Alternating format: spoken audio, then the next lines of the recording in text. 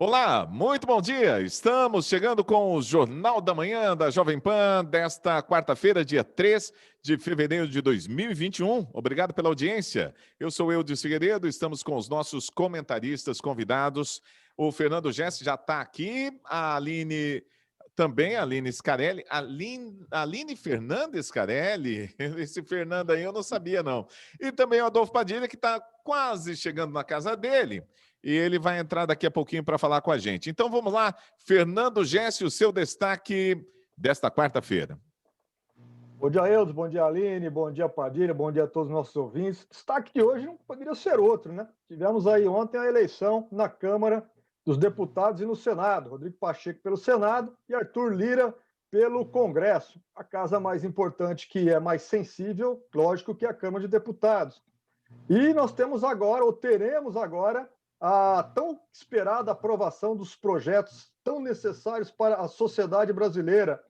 Acompanharemos de perto, porque ele só tem um ano para fazer com que inúmeros projetos sejam aprovados, como reforma da administrativa, tributária, a reforma política e também fim de foro privilegiado, quem sabe ali até uma prisão em segunda instância. Iremos acompanhar atentamente. Muito bem, vamos lá então para o destaque da Aline Fernandes Scarelli. Tudo bem, doutora? Bem-vindo mais uma vez aqui à Jovem Pan. Vamos lá para o seu destaque. Bom dia, ouvintes da Jovem Pan. Obrigada aqui pela oportunidade. Acho que são dois destaques, principalmente. A eleição da Câmara, como o Fernando Gessi já anunciou, ela é o retorno do Centrão, né? Bolsonaro, que sempre criticou o Centrão, agora anda de mãos dadas juntos e vamos acompanhar essa novela, né? Outro destaque muito rápido, mas que é digno de se louvar, é a questão do Estado mandar 12 mil doses da Coronavac para a região, né? Isso é importante, toda a população que nos ouve quer a vacina e seria muito importante, não é um sonho, não é uma utopia, que os professores também possam ser vacinados, né? Para a gente não perder mais ninguém, nem alunos, nem professores, que eles também têm muita importância e a imunização é para já. Muito bem, Adolfo Padilha, o seu destaque já está aí no seu escritório, né? Vamos lá. Bom dia, Aline, bom dia, Gessi, bom dia, ouvintes da Jovem Pan, bom dia, Eudes. O meu destaque também é são dois, né? Um até a pauta da matéria hoje do nosso programa sobre a dívida deixada pelo governo anterior, Nelson Bugalho, aqui em Presidente Prudente, 16 milhões de reais, em torno de 16 milhões de reais. E também a eleição ontem, né? A gente, no começo do governo Bolsonaro, o Bolsonaro era cobrado por não ter habilidade para lidar com os deputados e senadores. Aí ele demonstra a habilidade de 30 anos como ele foi deputado, ganha teoricamente e efetivamente de uma forma estrondosa. Esperamos agora que seja Centrão ou não seja Centrão, mas que seja Brasil e que as pautas tão importantes como o Gessi disse aí sejam destravadas para que o Brasil possa caminhar, porque o que ficou evidente é que o Maia traiu a traição do Bolsonaro e sentou em cima das pautas importantes desse país e não tirava da gaveta. Muito bem, vamos lá então para a primeira informação de hoje. Apesar de encerrar o mandato com saldo positivo em caixa, o ex-prefeito Nelson Bugalho despediu-se da prefeitura de Presidente Prudente, deixando uma dívida a pagar de 16 milhões de reais, sendo que 6 milhões ainda dependem de recursos financeiros para sua quitação. É o que revelou a audiência pública realizada esta semana com a participação da secretária municipal de Finanças, Célia Molinari, e do o contador-chefe Cadmo Lupércio Garcia. Durante o evento online, devido à pandemia, eles expuseram os dados relativos a todo o período de 2020. Vamos lá com Adolfo Padilha, seu comentário. Olha, eu acho que primeiro é muito salutar essa transparência toda. Na época, se eu não me engano, se eu estiver enganado aqui, o Gessi pode falar isso, mas eu não me lembro do Bugalho ter feito isso no começo de mandato, né? Foi dito que tinha dinheiro em caixa e não foi muito bem esclarecido se ele pegou a prefeitura com dinheiro em caixa, se ele pegou a prefeitura faltando dinheiro. Eu acho que se o problema da prefeitura são esses 16 milhões, eu acho que dá para equilibrar. É muito dinheiro, mas quando você pensa num orçamento de 800 milhões, mesmo que desses 800 milhões, 50% aí seja folha de pagamento, um pouquinho de gestão financeira e administrativa, dá para equacionar. Eu acho que o maior problema para o atual prefeito Ed Thomas não é nem o que está para trás no sentido financeiro, mas é o que vai deixar de ter para frente. Como a gente tem dito aqui nos comentários da Jovem Pan, vem aí uma grande crise econômica devido à pandemia e a prefeitura vai depender muito de emendas, principalmente federal, né? Então, eu acho que a demonstração de como pegou o caixa é importante e acho que o valor é altamente controlável se fizer uma gestão eficiente. Fernando Gessi, a sua opinião. Olha, ontem eu fui muito marcado nas postagens após essa matéria sair. Todo mundo sabe que eu acompanhava ali as finanças públicas em todas as audiências públicas. Corrigindo Padilha, essa reunião ela acontece sempre em janeiro, tá, Padilha? Onde são apresentados o que aconteceu no exercício anterior e os dados para começar o novo exercício fiscal. Quando ele assumiu a prefeitura, ele tinha 127 milhões de reais em caixa. Lógico, nem todo era dinheiro livre, uma parte era de que a gente chama aí de verba carimbada. No segundo ano, 67 milhões. No terceiro ano, 1 milhão. E agora, menos 16. Mas cabe lembrarmos que nós tivemos aqui um aporte financeiro do governo federal no combate à pandemia. Nós tivemos aí alguns gastos que foram maiores, por exemplo, saúde, 28% em cima dos 15% que rege ali a lei orçamentária anual. 26% a mais, 26% em comparação a 25% na educação. E é aí que tem um dado muito interessante. Como que nós ficamos o tempo todo das escolas paradas, as despesas fixas de água, luz, telefone, não mudaram nada. Nós gastamos mais dinheiro com educação sem termos um aluno sequer em escola. É isso que é o fato que me chama muito a atenção para ser verificado. Mas eu disse que iria virar com déficit por conta dos empenhos, e realmente as pessoas lembraram que eu diria isso e me marcaram falando que eu estava, mais uma vez, correto. Muito bem, vamos lá. Aline Scarelli, o que você achou aí da dívida apresentada? A prefeitura apresentou uma dívida muito grande, né, ao nosso ver. A sua opinião é essa também? Então, com relação a essa dívida deixada, né, é certo que os municípios eles possuem limitação, né? Não é a bel prazer do prefeito ou da prefeita que deixa dívidas para o próximo sucessor. Existe limitação que é a lei da responsabilidade fiscal, né? Mas assim, em tese, deve ser avaliado o caso concreto, né? Não podemos fazer pré-julgamentos. Há casos que prefeitos, inclusive, são julgados, perda de mandato, na verdade, eles se tornam inelegíveis, né? Então, essas limitações financeiras no final do mandato, elas existem, está na lei. Agora, com relação ao nosso ano que passou, que era pandêmico, houve algumas brechas, então, a partir delas que, eventualmente, não haverá nenhuma irresponsabilidade ou repasse de dívidas para o próximo prefeito, né? Agora, o que me chama atenção no caso de Prudente é que esse percentual de dívidas, na verdade, tem um pedaço aí de investimento, né? Assim, investimento na saúde e na educação são investimentos. Então, ele, imprudente, superou, né? Conforme a própria notícia diz, eles falam assim, a notícia trouxe de que foram aplicados 28,8 investimento na educação, maior do que a própria Constituição prevê. Então, o nosso município, neste ano que passou, ele aumentou o investimento na educação e na saúde. Então, é investimento. Muito bem. Agora nós vamos falar dos servidores municipais que estão reclamando do ticket de alimentação. Desde que a Sindplus assumiu a administração do ticket de alimentação dos servidores municipais, os problemas se acumulam. Após encher o carrinho, a frustração na hora de passar a compra no caixa, cartão recusado ou queda de sistema. Pois é, o Sindicato dos Trabalhadores do Serviço Público cobrou a quebra de contrato e nova licitação. Fernando Gessi, a sua opinião.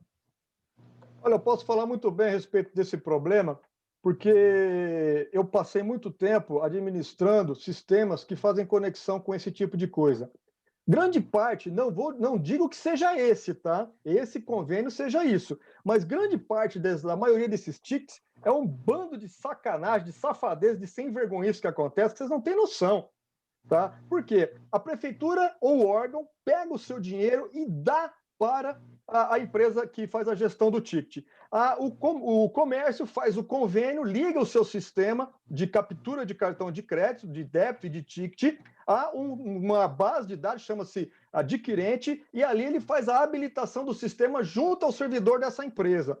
Não existe calote, não existe nenhum problema, e as taxas são absurdas, 7%, 8%, 10%.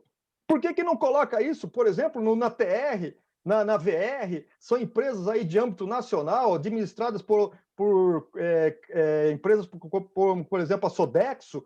Por que tem que usar essas empresinhas de fundo de quintal para fazer isso? É lógico que vai dar problema. Agora, eu espero que isso aí seja resolvido. O que eu falo das taxas, de tudo, é porque, em português claro, é só pilantragem na maioria das empresas que administram cartão de alimentação. Essa é a grande verdade. Não sei se é o caso dessa, mas cabe aí investigar e analisar e dar para uma empresa competente para fazer a gestão disso aí. Adolfo Padilha, você como administrador, o que você acha dessa situação? É possível a prefeitura resolver? Olha, a gente que teve já uma participação em setor público, eu costumo dizer que a lei de licitações ela facilita a falcatrua. Ela vende dificuldade para os corruptos venderem facilidades. Isso em todos os setores da licitação pública, como ela tem que ser feita. Porque, veja bem, primeiro, que não sei se é o caso dessa licitação específica, mas provavelmente deva ter lá. Se é uma exigência, uma simples exigência, se tem lá no edital que a empresa que tem maior números de associados, onde o cartão tem validade, ela já tem X ponto a mais. Já seria uma grande diferença para evitar isso que o Jesse acabou de falar. Pegar essas empresinhas que muitas vezes são só papel. Nós falamos disso uma vez aqui na Jovem Pan sobre a empresa do Maranhão que ganhou as obras do Camelódromo. Infelizmente, a lei ela permite isso. Hoje existem escritórios centrais em São Paulo ou aqui no interior que ele não tem um funcionário. Ele tem modelos de editais para ganhar licitações e depois vende esse edital e negocia com uma empresa do ramo. Entendeu? E é assim que funciona. E está tudo errado. Então é um grande problema. E eu acho que tem que ser resolvido, porque realmente passar constrangimento é um dos problemas. Pior é você ter 2, 3 supermercados só com missão para fazer compra. Isso que é o pior. Eu acho que nesse caso, e olha que dificilmente eu sou um cara que sou muito criterioso para avaliar a atuação do sindicato, mas nesse caso eu acho que o sindicato pode ter razão, sim, e deve ser observado aquilo que eles estão dizendo para a prefeitura. Muito bem, vamos lá. Aline Scarelli, a sua opinião. Então, concordo que é um desrespeito, uma frustração para o servidor público municipal, que merece nosso respeito, que na hora de se alimentar lá na boca do mercado, comprar alimento, recebe essa frustração, essa intercorrência. A Lei 8.066 de 93, ela é eficaz, muito moderna e rígida, né? Então, prontamente, eu já rendo minhas homenagens aqui ao Sintrap, toda a sua diretoria, que imediatamente agiu, prontamente se reuniu com o prefeito, com o executivo e com a Câmara para ver o contrato, buscar romper, né? Então, o caso concreto, a gente tem que falar do caso concreto. Se existe alguma intercorrência e violação do contrato, tem que ser analisado, rompido, né? Agora, o que não dá é assim, a gente ficar ad eterno vinculado a um sistema que não funciona por desculpas, né? Vamos dizer assim, intercorrência, quebra do sistema, sendo que a gente tem que, o prestador de serviço, ele tem que cumprir aquilo que está no contrato. Então, eles vão se reunir de novo e tenho certeza que o jurídico vai entrar com a medida razoável e fazer cumprir esse contrato. Parabéns ao Sintrap. Muito bem, vamos continuar falando de contrato aqui na Jovem Pan. Olha, a prefeitura esticou o contrato de professores temporários até dezembro. Nós vamos com o nosso especialista em educação, Fernando Jesse. Essa aí é uma luta que eu também acompanho há muito tempo, viu? Inclusive, nós já fizemos até bolo dentro da Câmara para festejar o aniversário desse negócio e ninguém consegue resolver. Tanto o Sintrap quanto outras pessoas que, por exemplo, que eu conheço, a Márcia, a sua irmã, a Marta, também lutam por esse negócio há muito tempo. Existe um acórdão já feito a respeito disso que tem que ser cumprido, mas infelizmente vem sendo desrespeitado. Nós temos um detalhe que até 20% pode ser contratado, tá, dentro da prefeitura, no caso ali dos professores. Parece, não, como eu não acompanho mais esses dados, mas parece que estava em torno de 40% contratado, ou seja, violação, tá? Então não pode acontecer isso. O Tribunal de Justiça já definiu, já mandou, já determinou, agora cabe o Madin. Vamos ver. Eu acredito que alguém aí vai fazer alguma coisa, entrar contra essa determinação para tentar resolver isso, mas já é uma novela que já se estende há mais de 6 anos, se não me falha a memória, hein? 6 anos. Só para vocês terem uma ideia aí do trâmite da coisa. Aline Scarelli, a sua opinião. Então, eu também me posiciono inicialmente parecido com o que o Fernando Jesse disse, porque se a gente tem uma lei que regula a contratação para o serviço público e, de repente, tem uma lei que ela é excepcional para contratações temporárias, é uma excepcionalidade. Onde se aplica? Existe uma assistência a situações de calamidade e extensão de instituições de ensino. Pelo que eu vi, não é nenhum desses dois casos. Então, assim, o serviço público ele precisa de contrato, na verdade, desculpa, são concursos públicos para regular a contratação de pessoal. Então, ele não pode ficar usando a bel prazer contratos temporários, porque você desvirtua a razão de ser do serviço público. Né? No caso de Prudente, já tem essa decisão do TJ, né, que deu até abril desse ano. Então, assim, é desarrazoado o que aconteceu ontem, que o Legislativo aceitou essa lei complementar 252/2021. Acho que ela vai ser sujeita assim de questionamento de ADI, como o Fernando Jesse já adiantou. Não podemos ficar na mão, no poder discricionário do executivo, de ficar editando contratos temporários. Precisa ser revisto e ser de acordo com o mandamento do artigo 37 da Constituição. Adolfo Padilha, agora a sua opinião. Olha, eu acho que a gente tem que sair do mundo da Alice, né? Vamos cair para o mundo da realidade? Nós temos um orçamento prudente de 800 milhões, dos quais 50% é folha de pagamento. Vocês querem mais concurso? Será que não está na hora de flexibilizar o servidor público? Será que não tá? Será que quando a gente tem a possibilidade, quando o funcionário ele sabe que se ele não responder com qualificação, com prestação de serviço eficiente, ele pode ser trocado? Se no setor privado isso funciona e funciona muito bem, por que não fazer isso no setor público? Será que nós vamos ficar fazendo concursos e concursos e inchando a máquina? De um lado, a gente faz o discurso de que precisa passar na Câmara Federal a reforma administrativa. Por outro lado, a gente acha que o município tem que prestar concurso. Eu sou totalmente a contratação temporária, eu sou totalmente a favor da contratação sem vínculo empregatício vitalício, que é isso que está matando o Brasil. Estados Unidos é assim, as grandes potências econômicas do mundo não têm essa mesma segurança e estabilidade funcional no serviço público que nem no Brasil. Isso engessa o Brasil, isso custa caro. Um funcionário público, ele custa 3 vezes mais caro do que um funcionário numa contratação de CLT. E se a prefeitura, o governo estadual e federal tiver condição de contratar por eficiência, qualificação, claro que tem que tomar os devidos cuidados por indicação política, ninguém quer isso. Estou falando aqui eficiência e qualificação e poder medir se aquele funcionário está sendo eficiente e ele é qualificado, é muito mais barato e muito melhor para a população que vai ser atendida.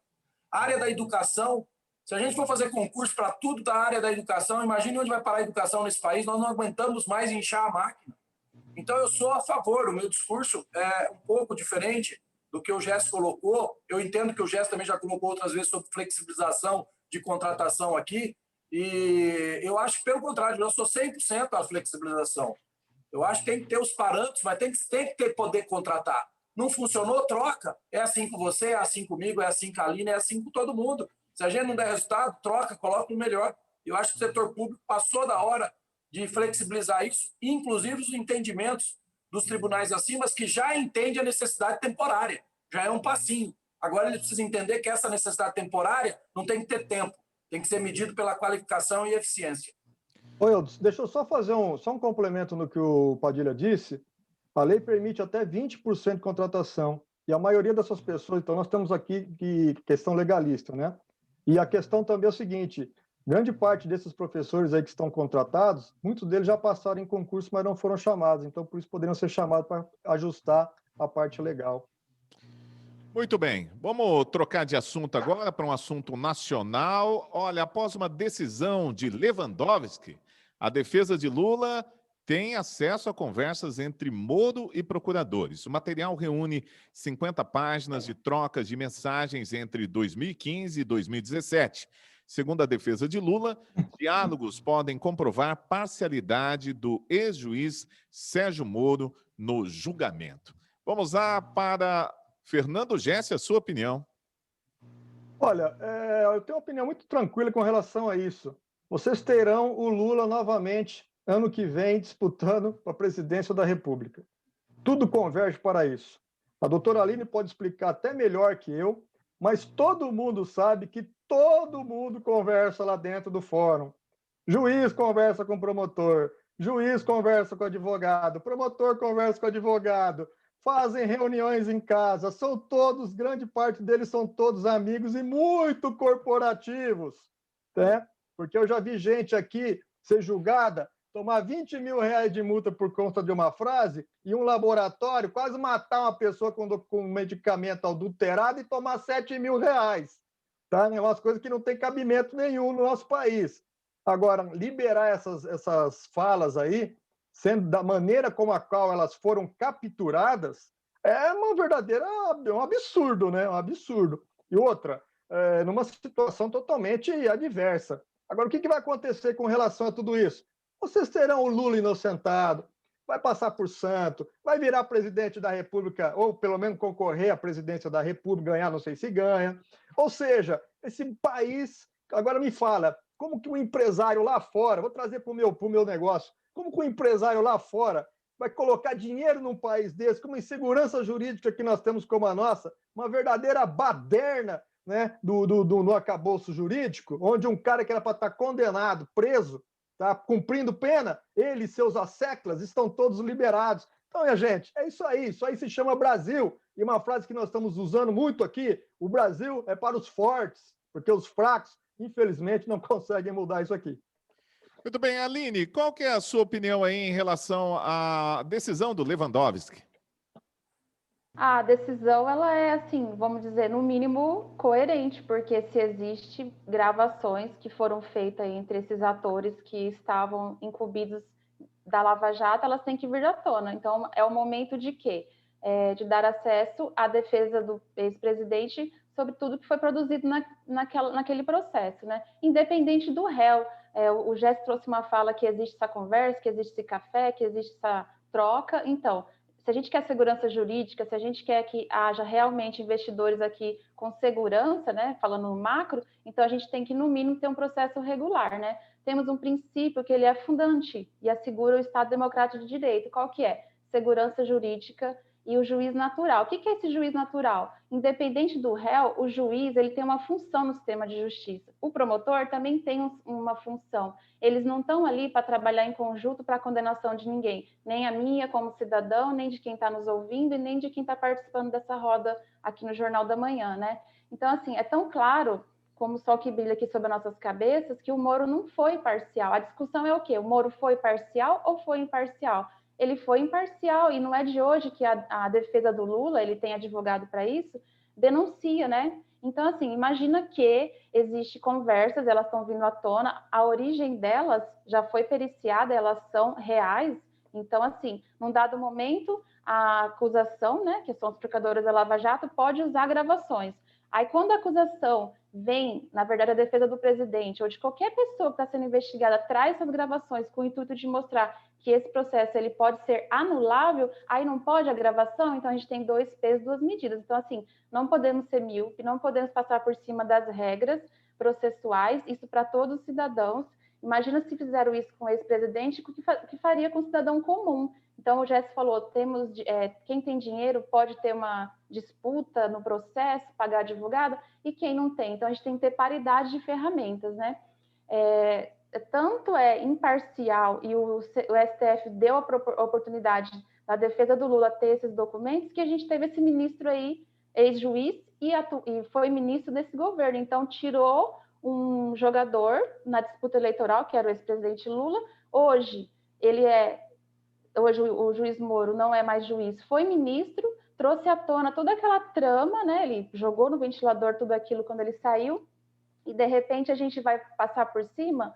Então a gente precisa ter parcimônia, sim. É um momento histórico que o STF tem de fazer as leis serem cumpridas. A gente não pode, só por ser o presidente Lula, fingir que isso não aconteceu. Então, não gostar do presidente é uma coisa, não gostar do PT é outra, mas a lei, ela existe, tem que ser cumprida. Ok, vamos lá. Adolfo Padilha, sua opinião. Olha, eu acho o seguinte, que você prende rato como? Não é Armando a Ratoeira? Você prende rato, põe na comidinha, ele achando que tá fácil a comidinha, ele vai lá e pau, a ratoeira mata. Nós não tiramos um jogador do jogo, nós tiramos um ladrão do jogo. É muito claro, isso não tem nada a ver com direito, não tem nada a ver com imparcialidade. Isso tem a ver com um cara indicado na nossa Suprema Corte, cobrindo e protegendo o padrinho político dele, que é o Lula ladrão, Lula condenado, Lula que não está preso porque esse país tem uma justiça, infelizmente, na sua mais alta corte, cega, né? Eu defendo aqui, como o Jess defende também, não sei se a doutora Aline, porque ela não participava, que os membros do STF têm que ser juiz concursado, pessoas que têm responsabilidade com a imparcialidade, que sejam escolhidas através de uma lista tríplice dos juízes brasileiros, pessoas que estudaram, que conviveram na primeira instância, na segunda instância. Esses que nós temos lá, na sua grande maioria, são apadrinhados, são indicados políticos. O que eles querem com isso? Isso que o Jesse acabou de falar. Mas seria ótimo liberar o Lula para uma eleição, porque eu acho que seria a melhor forma de desmascarar ele mais uma vez. O que não fica bom é o exemplo, né?